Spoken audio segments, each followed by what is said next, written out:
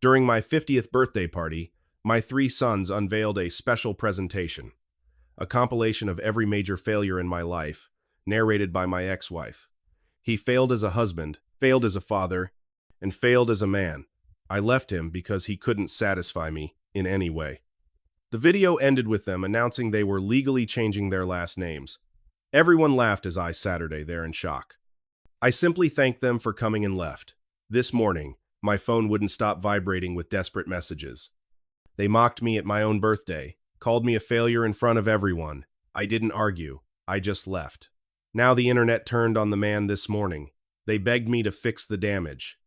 They publicly rejected me, changed their name, and let my ex humiliate me. I stayed silent. This Father's Day, they showed up in tears, with a handwritten letter that changed everything. You don't ever forget the sound of people laughing at you while your ex-wife narrates your worst moments. It's not just the laughter.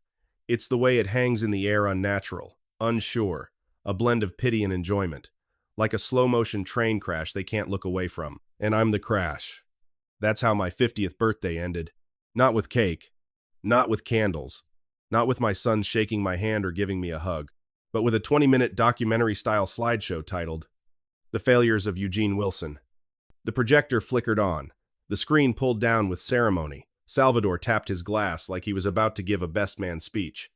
Instead, a dramatic swell of music kicked in, followed by the voice I used to hear every morning for 19 years. Bernice, smug, slow, rehearsed. Eugene Wilson, failed husband, failed father, failed man. They'd edited it like a true crime expose, except the crime was me, my life. Clips, photos, old footage from camcorders, stuff I didn't even know they kept. There was a shot of our rusty old Ford after it broke down on the side of the freeway in 2009. Another of the half-finished deck I started building the year my department cut overtime. Then, a close-up of me asleep on the couch, mouth open, snoring, a plate balanced on my stomach. They added laugh tracks. People laughed.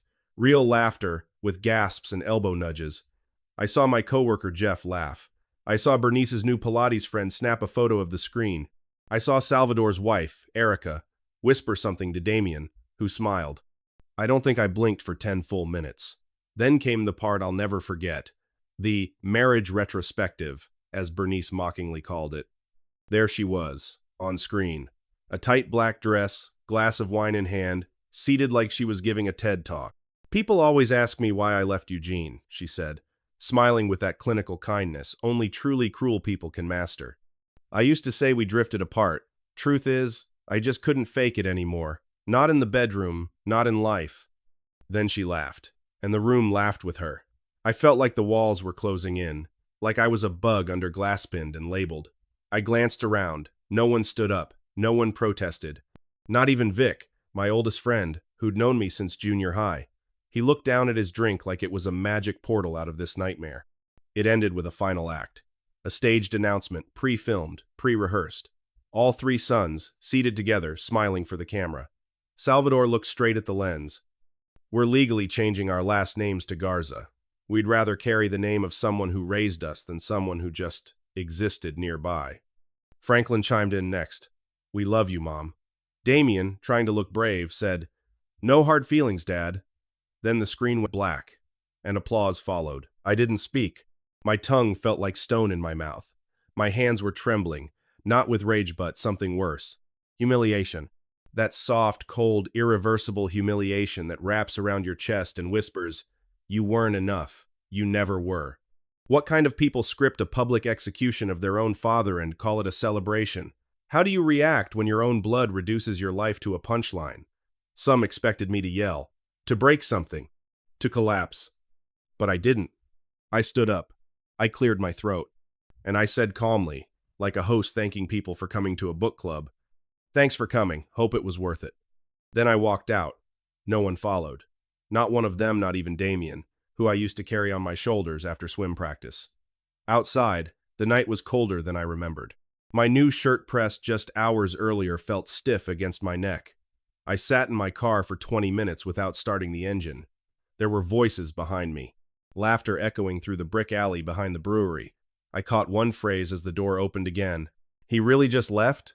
No speech? Figures. Laughter again. Even now, I can't tell if it was Bernice or Franklin who said it. Does it matter? When I got home, I didn't cry. I didn't eat. I didn't sleep. I sat at the edge of my bed, shoes still on, and stared at the framed photo of my sons from a camping trip 10 years ago. Their faces smudged with marshmallow and smoke. Damien's arm around my neck. Salvador had drawn a crooked heart on my coffee mug that year for Father's Day. It still sat in my cupboard. I opened the drawer, took it out, cracked it clean in two, and placed it gently in the trash. You think the story ends here? But no, the video, that wasn't just played once, it had been recorded. And the next part, the part they never expected, wasn't just about humiliation. It was about the kind of justice no court delivers. The kind that comes from strangers on the internet who've seen enough of the world to know a good man when they see one. They thought that video was just their twisted farewell, but it was the beginning. And when justice came knocking, it didn't knock politely, it kicked the door in. People think silence is empty, but silence has teeth. It doesn't cradle you, bites, sharp and slow. And in the dark, with no pings or buzzes from a phone that once demanded your attention, you begin to hear the echoes. I turned everything off. Phone, email, the doorbell, even the grandfather clock in the hallway. I told my boss I needed a week mental health, I said. He nodded. He's a good man. Probably thought I was grieving. I let him think that. But I wasn't grieving.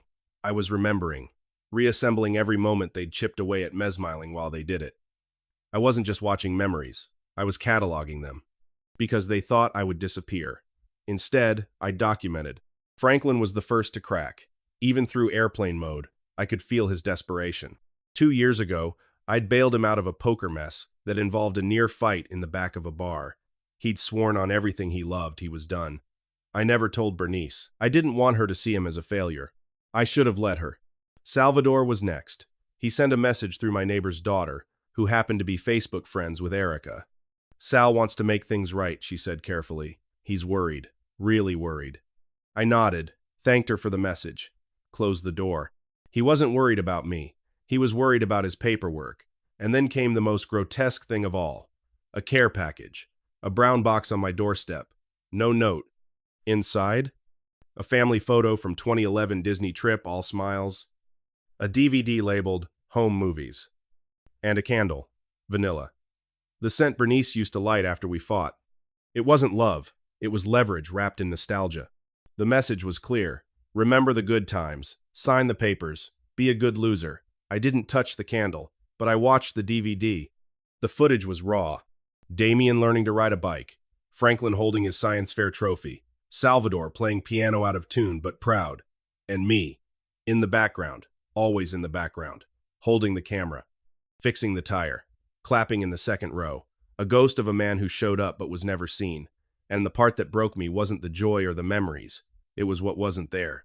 Not once did someone say, "Thanks, Dad." Not once did I hear my name. I was the scaffolding they climbed, then tore down the moment their tower looked tall enough. But scaffolding remembers, and I was remembering. By day 5, I stopped pacing the house. I started collecting. Every email from Franklin asking for money. Every bank statement from the last 3 years of mortgage payments I sent Salvador. Every tuition bill I paid for Damien that wasn't court-ordered. Every photo I'd buried, like the one of Bernice kissing her CrossFit trainer outside the studio. The one I didn't show the judge during the divorce because I didn't want the boys caught in crossfire. I'd protected them all for years, and they used that protection like armor to humiliate me. Do you want to know the moment I snapped? It wasn't during the video, not during the laughter. It was when I found a message I'd missed in the Chaosa voicemail from Salvador's wife, Erica. She said, "Eugene, I know the party went too far, but the boys are just trying to move forward. We all are. We'd appreciate it if you could help facilitate that." Facilitate. Like I was an admin in a group chat. Like I was logistics. A formality. Not a father. A middleman. So I called the bank. I stopped the transfers. I called the university. Revoked the tuition payment. I blocked numbers. And I opened a new email account. Clean. Anonymous. Then I did what I never thought I would do. I started building a file. A truth file. Not out of revenge. Not out of rage. Out of self-respect. I would no longer fund the lives of people who edited me out of theirs. Day 6 came. Still no apology. Still no ownership. But I was ready. And on day 7, I reached out. A text to the group chat Salvador had made months ago. The one titled Family Reconnect that no one had ever actually used. I wrote, "Dinner this Saturday. Just family, my treat." I expected silence. Within 10 minutes, all three replied, "Sounds good." "Thanks, Dad. Looking forward to it." Even Bernice replied, "Appreciate the invite. Let's turn the page." Turn the page? She'd written the last chapter in permanent ink and laughed while signing it. But I let her come. I wanted her to see it. All of it. And while they spent the week smiling at their reflection in the mirror of their own self-righteousness, I set the table, planned the seating, ordered their favorite dishes, and prepared the show. Because the next time the lights dimmed, they'd be the ones holding their breath. I told them I wanted peace. Said I'd been doing some soul-searching, that maybe the video was a wake-up call. I used the phrase, "needed time to process." That always sounds good in therapy language. They bought it instantly. Saturday night. I booked the corner booth at this trendy Italian place. Salvador likes overpriced charcuterie, dim lights, waiters who pretend they're too cool to serve you. I made sure to show up looking every bit the broken man. Wrinkled shirt, slouched posture, a few uneven swipes of shaving cream still drying behind my ears.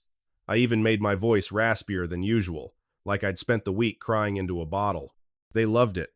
Salvador leaned across the table like a motivational speaker. "I know this has been tough on you, but sometimes discomfort is where growth lives." I stared at the candle in front of me, nodded slowly. Franklin cut in with a condescending smile. "We weren't trying to hurt you. You needed a push, Dad. You've been stuck. I'm actually proud of you for being open to change." Open to change. Right. Change like being publicly humiliated and having your children renounce your name on video. Damien, the youngest, just played with the edge of his napkin. He couldn't look me in the eyes. That part hurt the most. Bernice placed her hand on mine like she was leading a grief group. "This is a healing moment for us. I'm so glad you invited everyone. That shows growth." I glanced at her ring finger bear now, probably off to symbolize her independence. She only wears it when she wants to look stable in photos.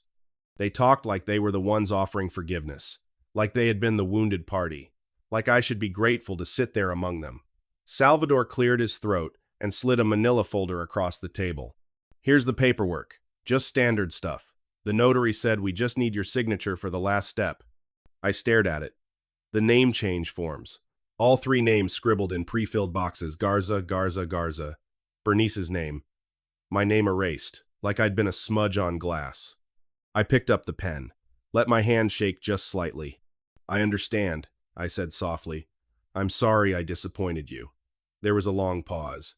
Damien finally looked up. "Thank you, Dad." It wasn't a thank you for everything I'd done. It was a thank you for disappearing quietly. I signed. They smiled. All of them. Franklin exhaled, leaned back like he'd just closed a difficult sale. Bernice sipped her wine, looked around the table. "I really believe this is a fresh start." Salvador nodded. "This is what growth looks like."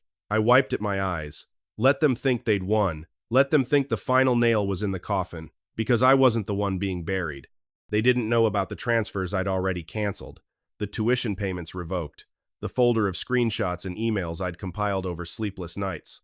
They didn't know the whole performance was staged for them. They walked out of that restaurant thinking the story was over, that I was the fated signature at the bottom of their new chapter. But I was just turning the page. There's something sacred about silence, not the peaceful kind, the kind that precedes collapse. That night, after dinner, I didn't sleep. I didn't even sit. I stood at the kitchen counter, lit only by the fridge light, and stared at the untouched leftovers I'd packed up from the restaurant. Half a meatball, congealed in sauce.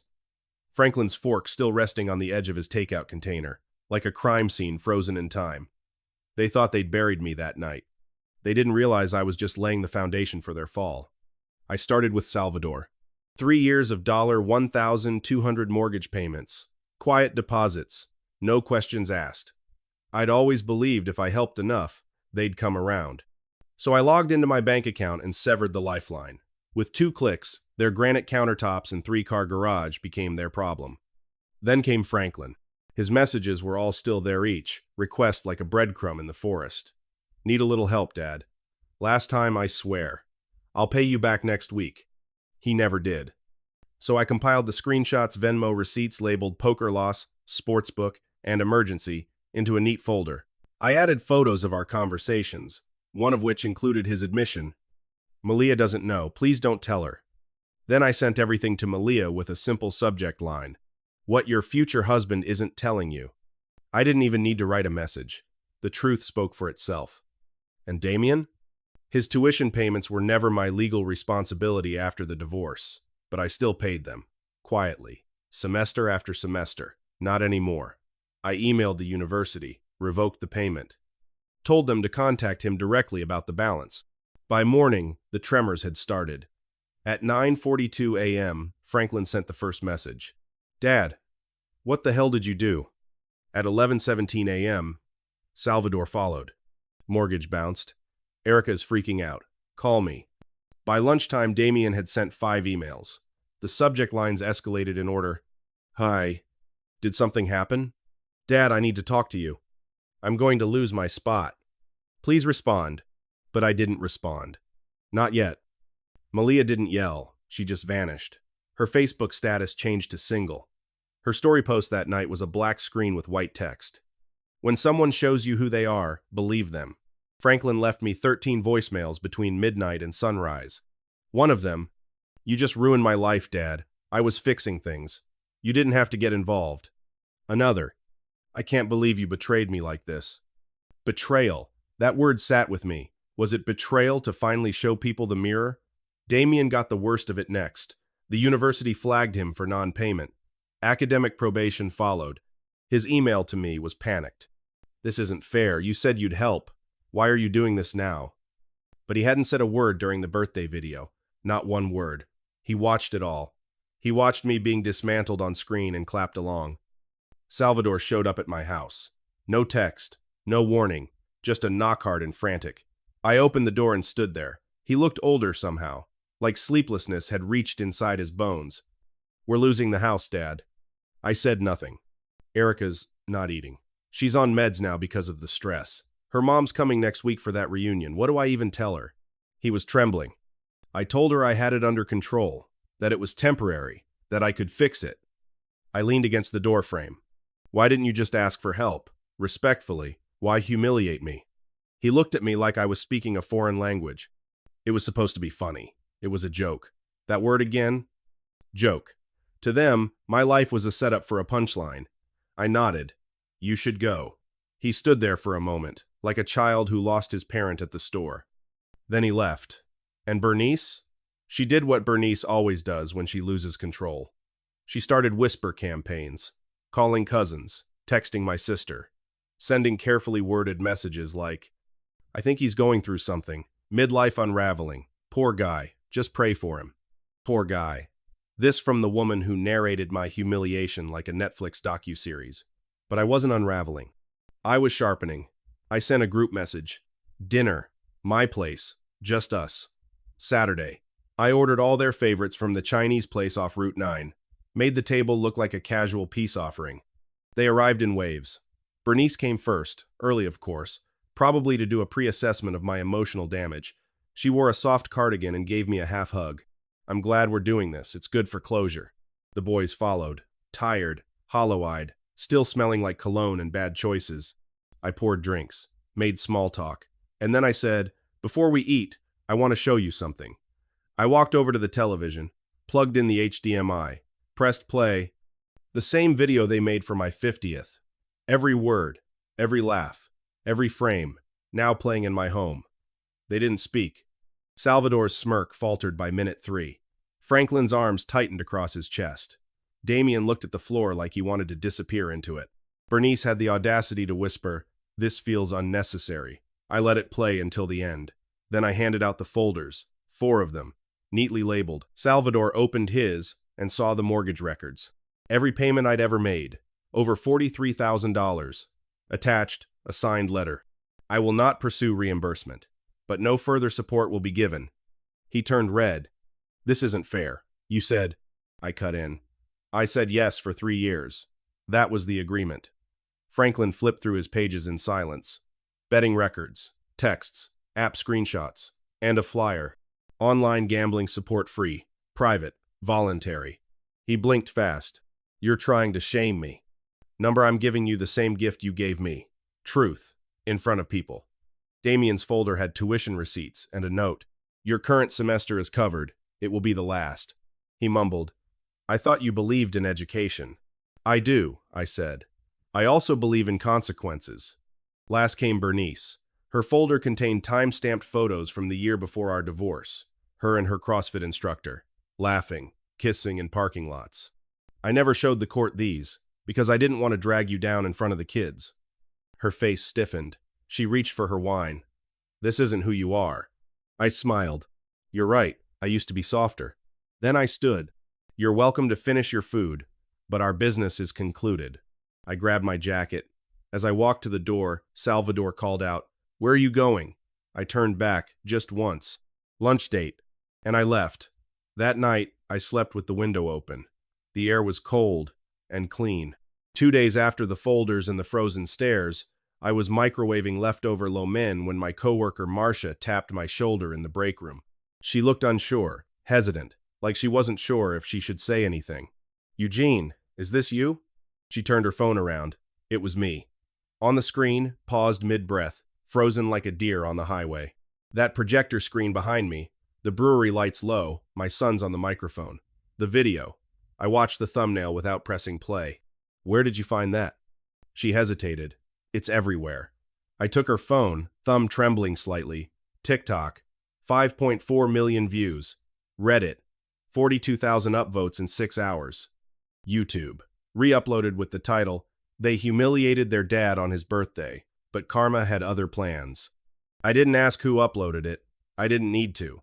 People always forget, someone's always recording. A brewery employee, probably one of Franklin's friends. Maybe he thought it was funny. Maybe he thought it was justice. The comment section, a tsunami of empathy and rage. This is hard to watch. That poor man. How do you do that to your own father? I hope those sons never recover socially. I would have walked out too. Power move. Protect birthday dad at all costs. They called me birthday dad. I didn't ask for it. I didn't respond. But I read every single comment. At home, at lunch, on the train, and for the first time in years, I felt seen. Salvador was the first to fall. Corporate PR nightmare, they called it. A non-profit organization can't afford to have its community outreach director associated with viral footage labeled Most Heartless Son of the Year. He was let go. Quietly. Internally. But the internet isn't quiet. He was featured in a think piece on toxic children and emotional abuse. Erica deleted all their couple photos off Instagram. Her captions changed from family first to lessons learned. Franklin, the meme machine got him. Someone froze his face in the moment he declared I'd never been there for them. Added Comic Sans text. Needs dad's money, hates dad publicly. It spread like wildfire. Gambler, gaslighter. That's what the comments called him. His ex-fiancée, Malia, posted a TikTok video in response, using the trending sound from the birthday video Bernice saying, We'd rather have no father than one who never showed up when it mattered. Malia stared into the camera and whispered, This aged well. 2 million likes. Franklin sent me an email titled, Please take it down. I didn't respond. Damien vanished from social media altogether. His old Twitter bio said, Proud son, future lawyer. Now it just says, Bernice? Even she wasn't safe. Reddit found her, doxed her within 48 hours. Screenshots of her narration. Links to her old gym's Instagram. A comment someone dug up from a 2014 Facebook post, Never settle for mediocre men. Her CrossFit instructor unfollowed her. Publicly. Someone posted a thread called, The Mom Who Weaponized Her Divorce. It included photos from her old Pinterest boards. Baby shower decorations, birthday cakes with my name iced onto them. The hypocrisy burned across every platform. People messaged me privately. Strangers. A man from Ohio. My dad was like you. I wish I could have stood up for him. A woman from Norway. Thank you. You gave me the courage to cut off my toxic daughter. A teenager. This made me apologize to my dad. They called me brave, humble, strong. I didn't feel any of those things, but I felt something close to peace. And me? I said nothing. I didn't comment, I didn't explain.